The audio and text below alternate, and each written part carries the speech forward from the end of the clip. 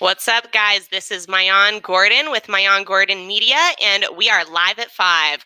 Well, it's 5:12. We're a little bit late today. I had a coaching call that ran a little bit over, and it went really awesome. That's why it went a little bit over. That's how my coaching calls tend to go. And I'm here to talk to you guys today about how to be successful in the digital space. So I want you guys to come with your questions, throw all of them at me. Whether you think they're a stupid question, you guys, there's no such thing as stupid questions, or whether you think it's a pretty good question, post it in the comments. Also, if you're watching, comment, where are you watching from? I always like to see where people are from all around the world. LinkedIn has a really amazing global community. So definitely comment where you are watching from. I'm going to pull it up on my LinkedIn on my phone so I can check out any comments that you guys are making. All right, there we are. All right, so what I want to talk to you guys today about is the essence of getting business online. And whether you're a product or whether you're a service, it all hinges on trust. And the reason it hinges on trust is that the digital space has an inherent amount of distrust built into it from the fact that I cannot see the other person on the other side of the screen. That's where it stems from. Back in the day when the internet started, all you could see were websites. You didn't know who made the website. You didn't know how legitimate it was in any capacity. And there were tons and tons of people who took advantage of this and scammed an incredible amount of people. This built in a huge amount of distrust into the internet space. This is now something that still prevails, still exists, has never been combated in a truly massive way as to detract from it. And it's something that every single business, every single person, every single brand has to deal with online, especially starting out from scratch. The reason you especially have to worry about it starting out from scratch hinges upon the fact that no one knows you yet. You have nothing really to show to prove that you aren't a scammer or that you should be trustworthy and trusted. So how do you build this from scratch, from zero? Well, one, it takes a lot of effort. The reason it takes a lot of effort is that effort has become more and more something you can visibly see through digital space. I can tell through almost any platform whether or not you really put effort into that post, into that content. And this is going to inherently make me either trust you or not trust you. I trust people who put in more effort. That is how most people react. And so putting in effort in various different ways into your posts and online presence makes a really big difference. So how does this effort come out? One, it comes out in the quantity of content you're putting out. So how many pieces of content? Why? Because it's harder to put out 10 pieces of content than it is to put out one piece of content. The other factor it's going to come in is how you're spacing out your content. The better it's spaced out, the more people are going to trust you. Why? Because it's harder to post over, 10 posts over 10 hours than it is in 10 minutes. The other reason is that it makes you seem more accessible throughout the day, and it makes people feel like they know what you're up to at more points of time in the day versus if you posted kind of all at once. It's like, cool, yes, you posted more, you put in more effort in that one time period, but I don't know what you're up to the rest of the time. Let's see. Oh, we got a couple people watching now. Awesome. Oh, we got Spokane, Washington. Kim, that's awesome. I'm in Spokane. What part of Spokane are you in? I always love connecting with other locals. We got Ashley up in New York. That's awesome. Thank you so much for watching. Rohit says he's good at content, but you fear the public through video. That is something really common. You know what? That's okay to be scared of doing video. That is the normal response to have. When I started doing video, I felt very uncomfortable. In addition to being actually scared, like having thoughts of, uh-oh, what will people say? Or they're going to say I look stupid, or that didn't sound that great. I was just also kind of uncomfortable seeing myself in a video and like listening to myself speak. So that really goes away with practice. Just like anything else that is uncomfortable, if you do it enough times, your body adapts, your brain adapts, and it no longer is discomforting to you. So Rohit, the way to really get over that is practicing taking video. You don't even have to post them. Keep a folder on your phone and practice the videos, save them into the folder, don't delete them. That way you can look back, see the progress you've made over a couple weeks, over a month, and really feel motivated to continue working, feel encouraged to start posting the videos that you're creating. We got Latasha from Houston. How's it going? Thank you so much for watching. We got Neset from Turkey. Amazing, amazing. Michael from Louisville. Did I say that right? Louisville, Kentucky. I think I nailed it. I don't know. I've never been, so. And then we got Shilatu from Indonesia. Awesome. Thank you all for being here and watching. If you guys have any questions about personal branding, about doing business online, again, please feel free to post. So, in addition to posting a larger number of pieces in a more spread out fashion, other ways that you can build trust are by putting more humanity into your communications and into your touch points. So when people message you, asking them questions outside of the communication they gave you. So if they said, hey, I really love your, like on Instagram, for example, someone sends you a direct message, and let's say you have a hair salon, and they send you a message and they say, hey, I think your hairstyles are so cool. How much does it cost for a full color? Instead of just saying, thank you so much, it costs $40 for a full color, would love to see you in. Start out by saying, hey, thank you so much for messaging me.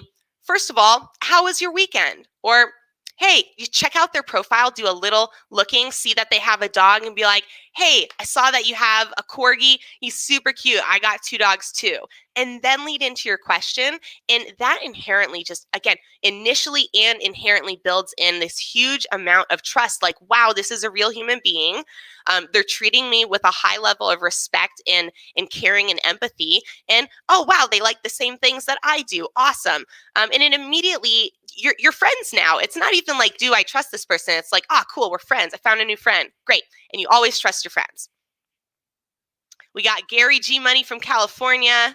We got Chaya from NYC. Awesome. Jonathan, appreciate you. Thank you so much. All right, so here's another way to build trust with your audience, you guys, is by sharing personal stories that have nothing to do with your business, but sharing personal stories, sharing things personally about you allows people to see that you're not trying to hide something.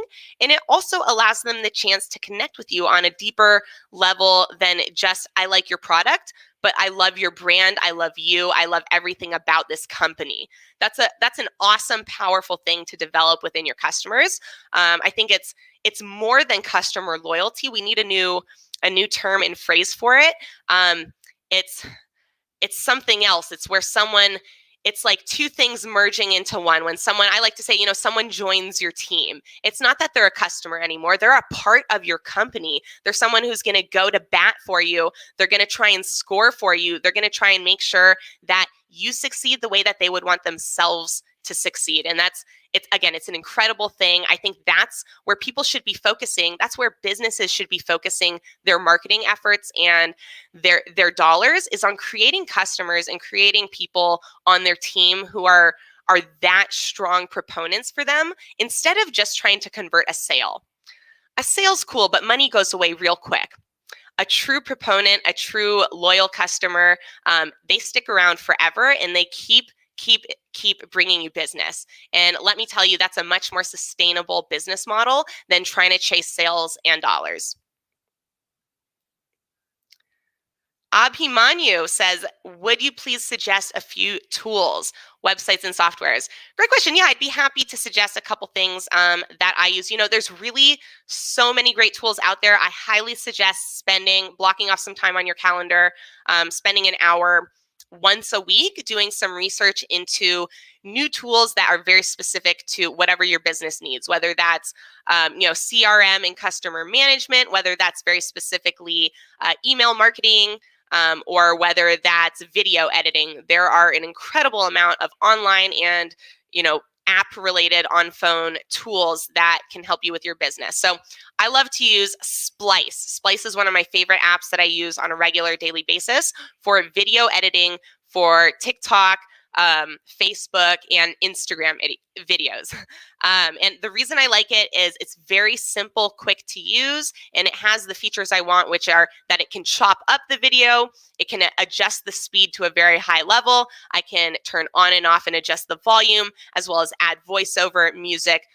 Those are the features I'm looking for. The one thing it's really lacking, I would say, is a good adding a text option. It does have one, but there's not a lot of like font or placement options when it comes to that. But Splice, it's on iOS and iPhone only. I don't have an Android equivalent at the moment. I would say other softwares I really like. Trello is a project management software that I'm in love with. It's pretty much how I think in terms of managing my projects is on different boards and then cards with, sub boards within the boards. It's also what I'm going to be using to communicate with my virtual assistant. I'm in the process right now of hiring out my first full-time virtual assistant, which is an incredibly exciting process, you guys. I think any point in a business where you get to scale at any level is usually really exciting. And this is a new way that I've never tried scaling a business before with, outsourcing through virtual assistants. So if you guys are interested in that journey and in learning more about that, please, again, feel free to post questions. Feel free to contact me to get my insights. I'm always happy to share, what I'm going through in the hopes that it helps other people who either are already or will be going through the same thing. I look well rested. That is great to hear. That is good. I am on a new morning and nighttime routine. I used to I had a morning routine, but it was not synced to a specific time. And I did not have any developed go to bed routine. I've always had a hard time with that because I get really tired really quick at night. And so sometimes it would be 7 p.m., sometimes it would be 10 p.m. I'm trying to train my body, train my brain to fall asleep and wake up at the exact same time on a daily basis. It's absolutely something you guys can train yourself to do. Your body, again, is incredibly adaptive. So I'm doing that. I'm feeling kind of well rested, kind of funky just because of the shift, but I'm liking it a lot. I think routines are great. They're really important. Setting routines in my life has been a game changer in terms of 1, my productivity, 2, my energy and happiness levels, and then I would say 3, in terms of just balance. So having that routine in the morning, having that routine at night, I have pretty good structure within the middle of my day, and good awareness. I'd say awareness as to when you need a break, when you really need to execute on something that's really important. That's allowed me to operate at quite high energy levels without burning out. You guys see me on LinkedIn every single day for months, for months and months and months. You will not have seen me take a single day break. And that's because I love what I do. I'm empowered and energized by helping people achieve their kind of life dreams and imagination goals. And imagination goal, that's a new term I'm throwing out there to you guys. That is something where you imagine it and you want it. Like you feel a want for it in your heart and in your soul. That's an imagination goal, whether you want to say it out loud or not. Your brain and your heart have decided that that is something you would like in your life. And I want to help people achieve those types of goals, not their practical goals. I want to help you achieve your imagination goals because inevitably those end up making the world such a better place because people are so good. We're good creatures and our imagination goals come from good places and they make the world a better place. So that's one of kind of my overarching things that I want to do with my existence in my life here is I want to help people tap so much more into their imagination and see that they are, incredibly, incredibly powerful and gifted in ways that they have yet to discover, that we have all yet to discover, because that's one of the most, wonderful things about life, about the journey of life is self-discovery, right? Discovering who am I? What am I good at? What are the things I was meant to do? That's what makes life so incredibly special. And then getting to share those discoveries with other people. That's been the story of my life. It's been definitely a journey of self-discovery, of figuring out who the hell am I? How the hell do I stay happy? How do I get happy? What makes me feel fulfilled? what makes me feel accomplished. I think that's what we're all trying to go through. That's what connects us, is we're all trying to figure that out for ourselves. So those are things that I like to help people with, in addition to the social media stuff and the business stuff. That all really stems from what I just talked about, was self-discovery and the journey of self-discovery. Let's see, I'm looking at the comments now. Thank you, Nico, for joining. Nico's awesome. If you guys haven't given him a follow, definitely go check him out. He's got some great content. He also says that he thinks Product Hunt has a great number of useful tools. So that's a really good point, is in addition to searching a specific tool category, like going to Google and saying video editing tools, you can probably search a term similar to software tool hub, or even, I would say, software tool reviews, that are going to bring you to some sites that have a bunch of different tools and also give you information on them.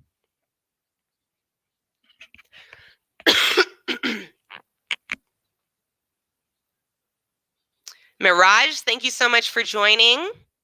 We got a question. Is it fine to have every single information over your profile, even if you feel insecure about working with different clients at the same time?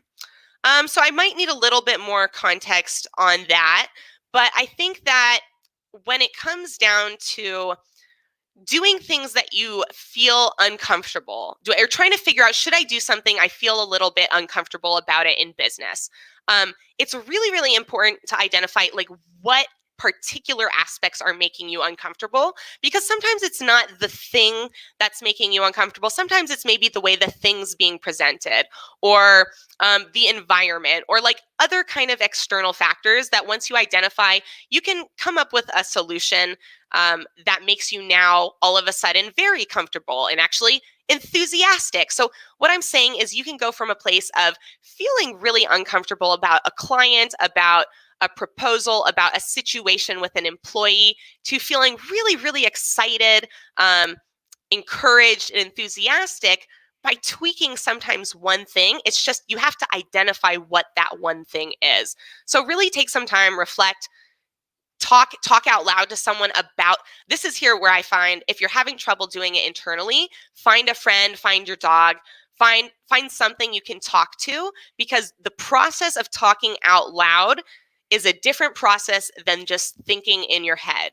And you will come up a lot of times with the answer yourself when you talk it out loud. This is part of why coaching works, you guys. Just in general, just so you know, this is a large part of why coaching in any aspect works, is because as you are talking with someone else who is giving you good feedback and helping direct your thoughts, you come up with the ideas and the answers on your own, in a way with a framework where you have confidence over them. So that's my suggestion, in terms of, if you don't feel confident, identify why, and then see if there's a solution for making you feel more comfortable about it.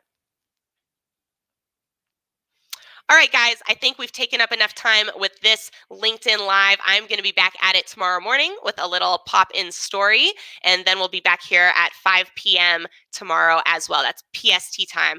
If you guys got some value out of this, I would really, really appreciate it if you shared it or just tagged someone in the comments. And here, I'll pop up a banner in case you guys would like to get in touch with me. LinkedIn is probably the best place. Send me a message, reach out and connect. But you can also send me an email right there to my email address at the bottom. You guys have been amazing. As always, I appreciate your attention. I appreciate your ears and your listening. And I really appreciate your support.